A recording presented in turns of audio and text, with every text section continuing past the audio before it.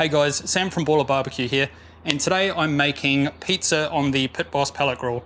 I'm hoping it's going to turn out just like a wood-fired pizza oven. I mean, it should. It is effectively a wood-fired oven, so let's go try it out. Right, so here I've got just a pizza base. I'm going to put on some tomato paste, some oregano, some capsicum, pineapple, some mushrooms, some chorizo, pepperoni, spring onions, and just cover it in cheese. Now we'll take it out to the pellet grill.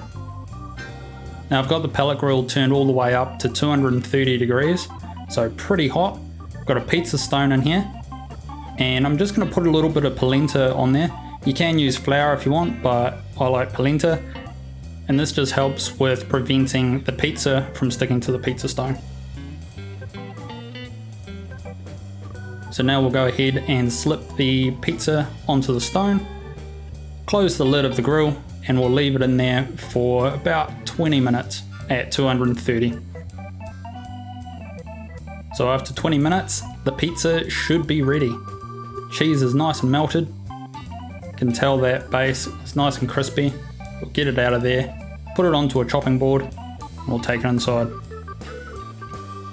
So here it is, our finished supreme pizza done on the Pit Boss Pellet Grill. Cut it up. Fairly small pizza, I'm just going to slice it up into 6 pieces. So you can use a knife to do this, but if you've got a pizza slicer like this, it makes it heaps easier. Now I've got some Kewpie mayonnaise, or Japanese mayo, and I'm just going to put a little swirl on there, just for a little bit extra flavour. Delicious. Alright, so as you saw, that pizza came out awesome. Nice and melty, crisp base, just perfect. If you enjoyed the video, make sure you give it a like.